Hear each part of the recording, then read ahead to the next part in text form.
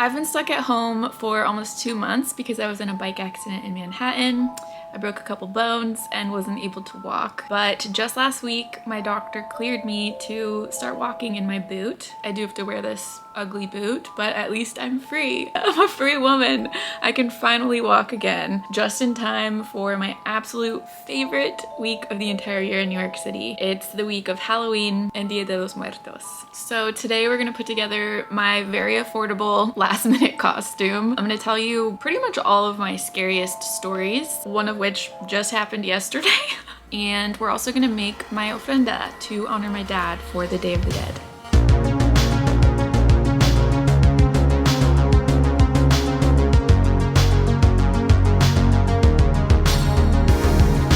So I was almost attacked by drug addicts yesterday. It was basically my first time leaving my neighborhood by myself in about 2 months, and I had my life threatened at 10 a.m. Okay, so I went on my yearly trip to the Bushwick Key Foods to pick up supplies for my dad's ofrenda. I just go there every year because I used to live in Bushwick and I know that they have all the supplies that I need there. Also, great prices for most of the stuff. Last year when I went to this grocery store, they were actually playing one of my dad's all-time favorite songs. It's a song that he used to play all the time, and I genuinely, it's not a common thing to hear out in public. It's very possible that the last time I heard this song was like in the car with him.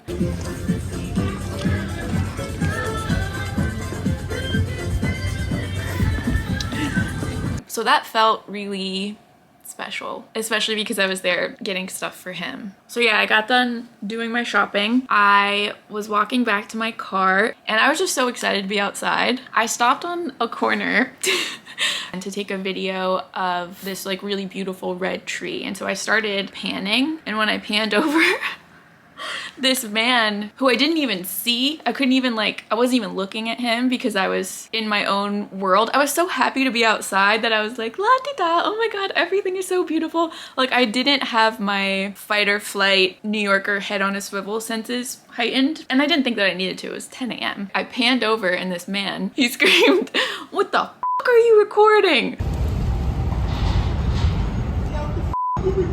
It took me a second to like find where he was because he was so far away from me. And then he said, "Yo, you wanna die?" I just started walking as quickly as I could with my broken foot and my boot in the direction of my car. But I noticed this woman who was coming from his direction came, like they both were coming at me. Didn't know what to do. Like this is a unique situation for me because in that moment I was like, okay, I definitely can't run away. These people were like very clearly on drugs. They were on drugs. Luckily, the woman came up to me first because she was less aggressive and she was like, "Let me see your phone." And I like assessed her when she was walking up to me because I was like, "Are you gonna jack my shit? Like, am I about to get robbed at 10 in the morning? My first trip out since my accident." But she literally just looked at my video and she was like, "Yeah, she was just taking a video of the tree." By that time, the very angry man had gotten up to us like right behind her and was like, "What the f*** are you recording?" And I was like, I was just recording the tree. The tree's really pretty." And the guy stopped for a second, but he was fuming. He stopped and was like, "Oh, okay, don't worry about it. I'm sorry." This man went from asking me if I wanted to die, stomping over to me like he was gonna hurt me, to immediately apologizing and turned around and went on his way. And they apologized to me. And she was like, "Yeah, I'm sorry, there's a lot going on over there." I was like, cool. I mean, fair and also hilarious. I quickly got back to my van. I needed to get marigolds for the ofrenda, and I was going to walk there, just like drop off my groceries and walk. But at that point I was like, I'm getting off of this block. I've never had anything like that happen to me in New York. So the night before was actually my first real time leaving my neighborhood by myself. My friend invited me to go to this haunted drag show out at like far Bushwick. It's kind of a creepy part of Bushwick because it's right across the street from this huge cemetery, and there isn't a lot of foot traffic around there, so it was very dark, very quiet. And I almost didn't go because I was scared. I was scared to ride the train alone with my injury. It just like, I feel so defenseless being broken. If anyone tried to hurt me, I can't get away. So yeah, it's funny that I was actually safer in that situation than I was the next day in the morning. I just really, really appreciate how logical they were, because I used to live in Portland, Oregon, and there are a lot of crazy people on the streets. They weren't the type of people that you could reason with, because it really felt like they weren't there. Probably the scariest thing that has ever happened to me happened in Portland at like 2 o'clock in the morning. My boyfriend and I were hungry, and there was only like one place that was open at that hour, and so we were gonna like leave our apartment and go try and get some food because he had just gotten off of work. We're gonna go walk like a few blocks down to get some food. We lived in an apartment building on Northwest 23rd Street that had a decent sized staircase leading up to the front door, and it was the type of front door that like when you close it, it locks. So we were coming out of the front door, and as we opened the front door, we looked down the stairs, and on the sidewalk, like on the street, this man with no shirt on, bald head, was walking. He was walking so aggressively. He was like stomping down the street like he was hunting somebody, or like he was like going to fight someone. It was just like pure anger and aggression exuding off of this man. And so yeah, we opened the door, not really thinking much, saw him stomping down the sidewalk. He stopped in his tracks, looked over at us like a zombie. It was horrifying. And then started sprinting as fast as he could toward us, like up our stairs. We closed the door as fast as we could and then just like ran. I think we might have had an elevator because we were on like the 5th floor. It was so scary. Like, I'm so sure that that man was going to hurt us if he got to us for absolute, completely unwarranted, unprovoked. I guess what I'm saying is like, this man in Bushwick yesterday felt provoked, and I can kind of see why. Like, there's some more logic to it. It's still not super cool that he threatened me, but it's also like, whatever. And he apologized, so I'm fine.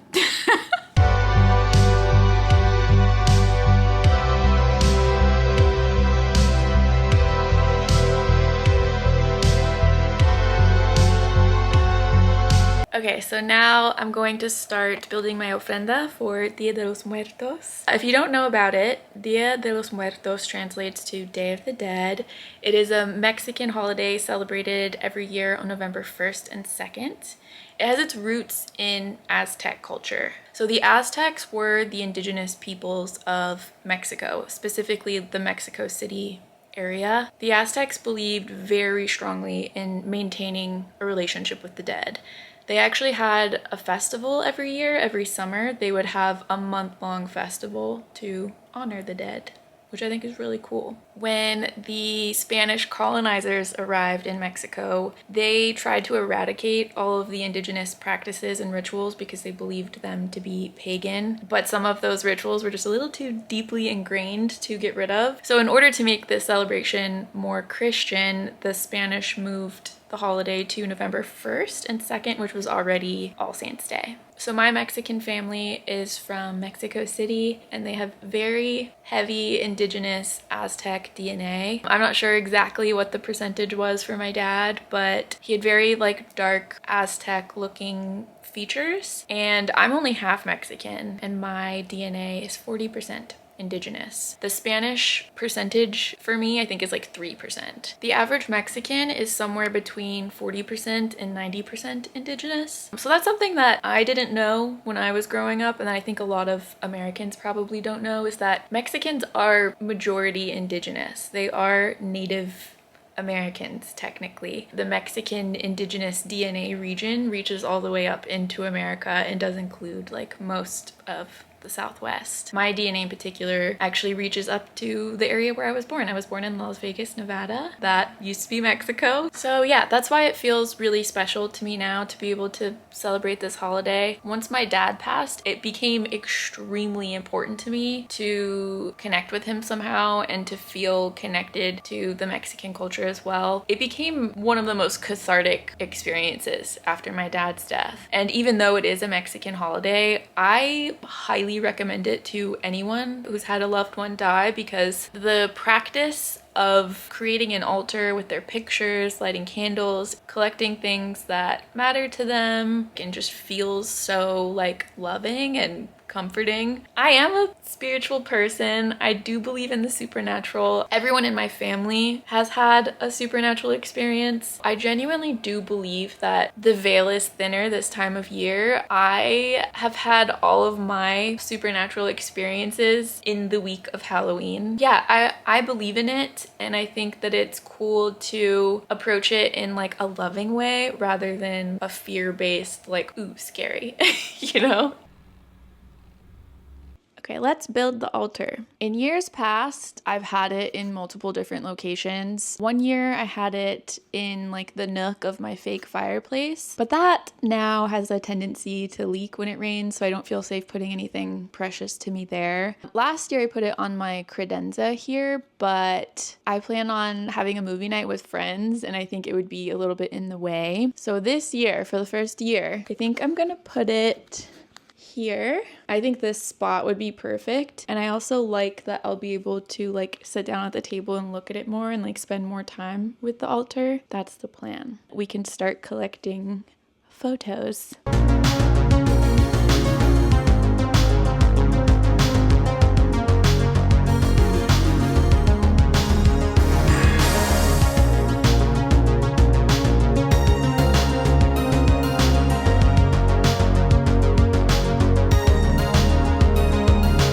I was gonna take Anthony Bourdain down to like make room, but I think I have plenty of room here, and also he feels like a family member to me. I think he deserves to be on the altar.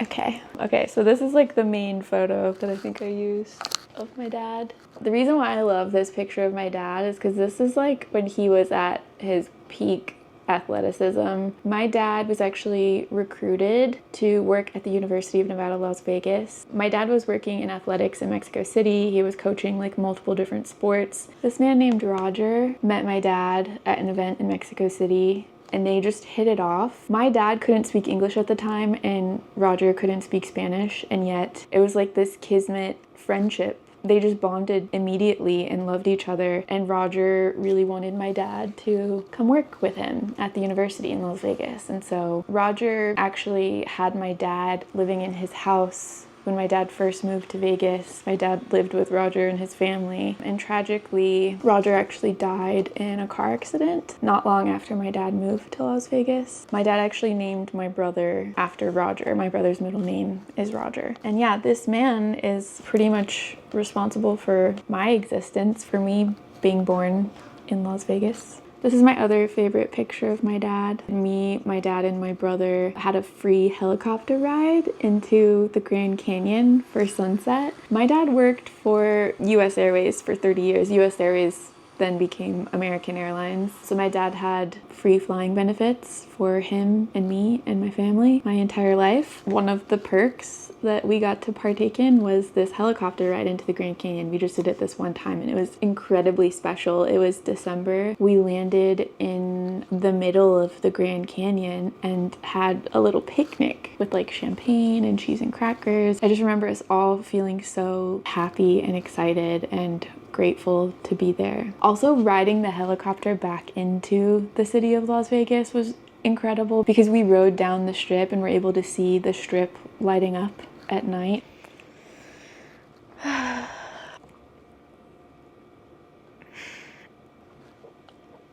This is a picture of my Uncle Tim and Aunt Debbie. My Uncle Tim is my cousin Steven's dad, who passed away, it was 2 or 3 years ago. He was one of my favorite family members. I have a really small family and we're not like very close, and so to lose someone who was so sweet and so special to me. Also, Steven is my favorite person in the whole world, and it really was weird to watch him go through the pain that I had gone through with my dad, because Steven and his dad were best friends, like best friends. Such a cool, chill, fun, amazing guy. And this is my Aunt Debbie. This is my Uncle Tim's sister. She passed away from cancer when I was like 7, and they were very close. I love that he's sitting on her lap and not the other way around. Me and my dad in Portland. Okay, this is probably my all-time favorite picture of me and my dad. I don't know, I have a few.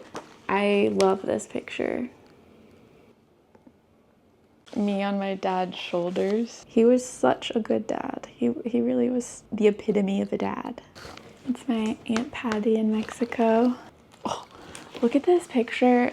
I don't know if you can see it. This is my dad working as a ramp agent. I think that was PSA at the time. Me dressed as a clown. I should be a clown again. I always think it's cooler when people dress funny for Halloween instead of sexy, because like you can be sexy anytime, you know? Like how often can you dress as something like extremely silly? I wish I'd known ahead of time that I'd be able to walk and I could have planned like a really cool, funny outfit, but I just had to find something that involved objects that I already own. All right, I have to talk. Oh my God, this picture. My dad, for some reason, holding a toy gun. His little sister holding a baby doll. And then my grandma and grandpa looking so freaking chic. This is a picture of my dad with his friend Chuchin. Chuchin is his nickname. My dad and his best friend grew up together since they were little kids. His friend Chuchin was always overweight. People used to pick on him, and my dad apparently used to get into fights defending him. He was also bullied for being very skinny, and that could be part of the reason why he got into athletics and then became very buff as an adult. It's funny, when I was growing up in Vegas and my dad was working at the athletic department in Las Vegas, he just had all of these very buff friends. Like a couple of his closest friends actually were in bodybuilding competitions. There are a couple of pictures of massively strong men holding my brother and I as little kids. This is a picture of my dad and my Uncle Tim together. They loved each other. My Uncle Tim loved my dad. It's just crazy that they're both gone now. My favorite people. A couple of the most iconic pictures that I think exist of my grandpa, my dad's dad. I don't include my mom's dad, by the way, because he was a horrible racist. I had no relationship with him. We're just honoring the people that I would want to visit me. This picture of my grandpa looking like the suavest in the land. My main memory of my grandpa, he was always in a good mood and was always singing. He would be like in his room alone and would just be like belting songs at the top of his lungs, which made the whole house feel kind of like light and cheery. Oh, he also played the harmonica. I have his harmonica. I should pull that out. Okay, let's put these pictures up.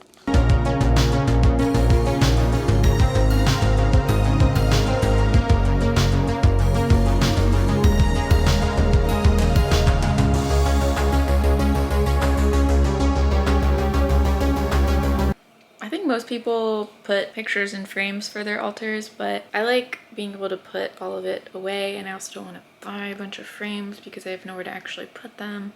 So I use tape. By the way, this is tape that I stole from my restaurant job back when I was a food runner in the East Village a million years ago. I can't believe it's still going strong, but if you ever worked in a restaurant, you know this tape. Now I'm gonna go around my apartment and collect things to put on my altar. So these are gonna be objects that belong to my dad, to my grandpa. I have a couple of sugar skulls. Anything associated with death, Mexico, and my loved ones is going on the table here.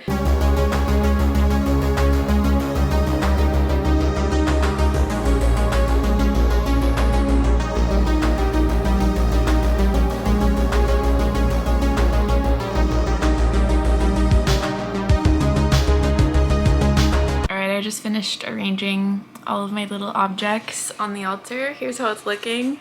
I'm pretty happy with it. This is my first time using my Mexican blanket as like a table cover for the altar, and I think it looks beautiful. The colors are so bright and vibrant. So aside from the food, all that's left for the altar is just to cut up the marigolds and kind of place them around. Marigolds are just such an incredible flower. First and foremost, they're not toxic to cats. That's a big one for me. I basically never bring flowers into my home because some of them are quite toxic to cats, and like lilies in particular can just kill your cat within a day. Like, it's pretty scary, so I just don't even risk it. Aside from marigolds, it's like the one flower I ever bring into my home. And the reason why marigolds are used for altars for Dia de los Muertos is that their bright color and very fragrant scent is supposed to guide your loved ones to you. While I'm cutting up some marigolds, let's talk about Halloween. Look how beautiful they are. They smell so good. I actually filmed my entire Halloween experience last year and was gonna make a video out of it, but I decided to keep it to myself. It was a very chaotic time in my life. I was doing everything for the plot, living like it was 1989. Is that the saying? I was just like living like I was going to die. I think because I was already anticipating the election coming and thinking that like things might get really sad and dark. Halloween last year was basically like the final week to enjoy the world as it was. Not that it was like perfect or great by any means, but as it was before, you know. So last Halloween was very fun, very chaotic. I was dating, I was hanging out with my friends a lot, I was going out dancing. It was fun.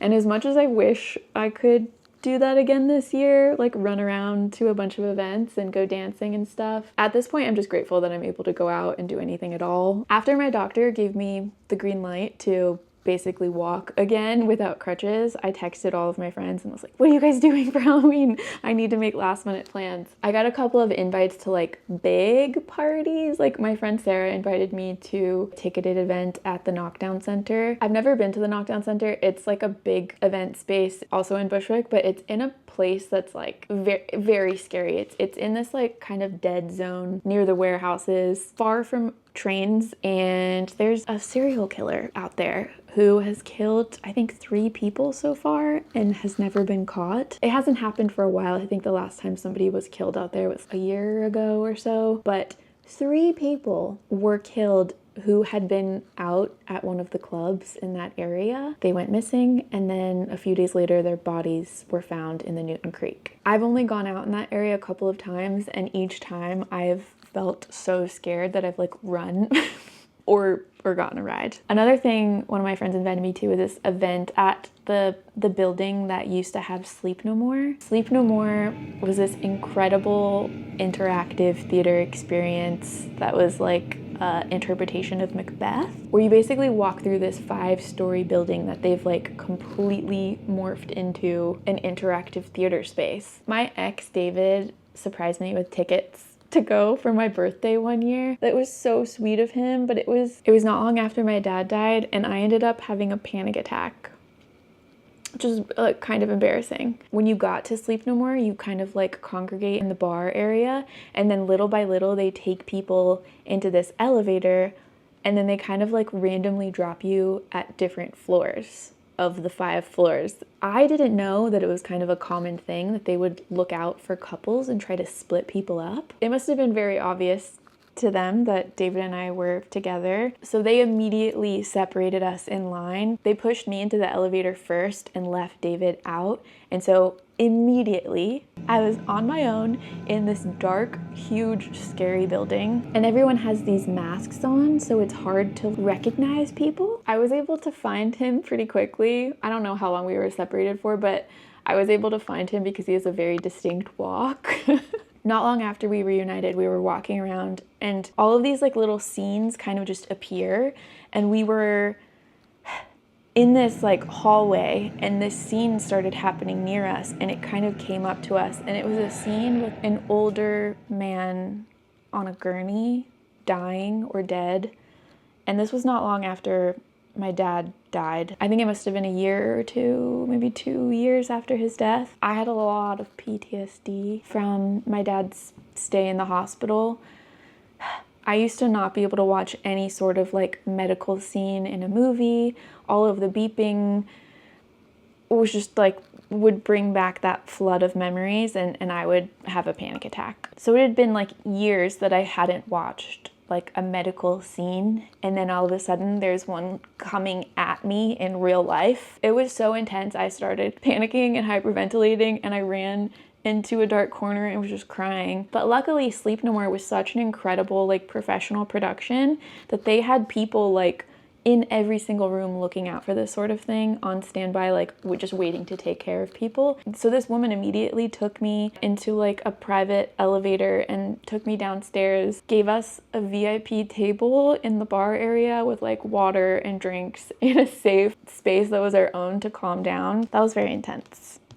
Honestly, very scary. So I know that building is scary, and I know that whatever event is happening there this weekend is going to be absolutely incredible and immersive, but because it's such a big space, I just know that I just can't do it. It's also a pretty expensive ticket, which I cannot afford right now. So my plan for Halloween is to go to a house party with one of my best friends, which is perfect. I love house parties. I love house parties. And it's in my neighborhood, so I don't have to travel far. Like, I don't have to get on a train and try and find an elevator or go up and down stairs, you know? And then Saturday night, my friend Sarah invited me to another house party that's a cult. Not a cult, but cult. Cult themed party. We need to find a culty outfit. And I think it could be any kind of cult. It's open to interpretation, which I think is cool. Okay, now look at the difference with the marigolds. They're so bright and vibrant that they totally bring everything to life. Like, everything pops. All right, now I want to try on potential costume ideas. Basically everything I'm going to be wearing is going to be something I already own, except for one thing. I purchased one thing, and it's something that I'll be able to wear in real life. It makes me feel guilty to purchase costumes that are just like cheap, very obvious costumes. In 2020 I dressed as Rosalia, but I basically was just wearing like all red and did my hair like her. Alright, first I want to show you my idea for the cult costume, because it's kind of the less exciting one. I think. I don't know. I haven't put any of this together. So you know how a lot of cults kind of just like look like hippies? They're wearing like long white gowns with no shape to them. This is obviously not culty. This is a very gorgeous indigenous looking dress that I did buy the last time I was in Mexico. In the right context, it could give culty. So I have some accessories to add to it. You know how I was telling you guys about Sleep No More and how they had us wear masks? We got to keep the masks, and so I have 2 of these. They're kind of creepy, and I feel like they could be pretty culty. This is a shawl that my dad got me. I think he got this in Madrid. Let's see. Do you know what I mean? If I made it like a hood, I can't see the finder from this far away. Let me look in the mirror. Oh my god. I'm scary. Do I look like a duck? Is this scary? I'm glad I didn't throw these masks away. I think this is pretty good. I think this is pretty scary. For a last minute costume. Not bad, right? So when I was first trying to consider a costume, I thought it'd be really fun to wear a wig, but I also was like, oh, I don't think I'll have enough time to order something, and if I did, it would have to be from Amazon, and that's really lame. I was like, who could I dress up as who has brown hair or hair that's similar to mine? And then obviously Charlie XCX is like one of the first people I thought of. All right, so here's what I have for my Charlie XCX costume. Charlie is known for wearing a white shirt and like panties over tights. So I haven't bought a pair of sunglasses in like 3 years. So I kind of needed some anyway. This is my first time like putting the whole look together. I'm really excited.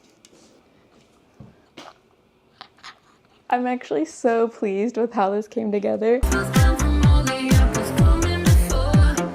Alright, now I'm gonna get started with the mole enchiladas. So the whole idea of an ofrenda is to lure your loved ones back with the things that they loved the most. My dad's favorite special meal was mole enchiladas. Mole is an incredibly difficult thing to make from scratch. This is what I grew up with. This is the taste that I love the most. We also have some Mexican rice or Spanish rice. My grandma used to make this from scratch. I don't know how to do that, so I bought the lazy boxed version. Tonight it's not the holiday, so I'm just making it to show you guys, and I will consume this myself because it is also one of my favorite meals. I'm very excited about this and very hungry, but I will make this meal again in a couple days.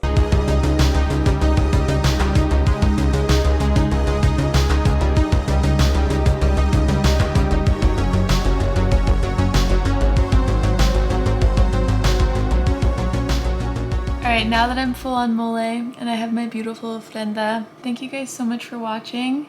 I hope you have a wonderful holiday weekend, and I'll see you guys very soon.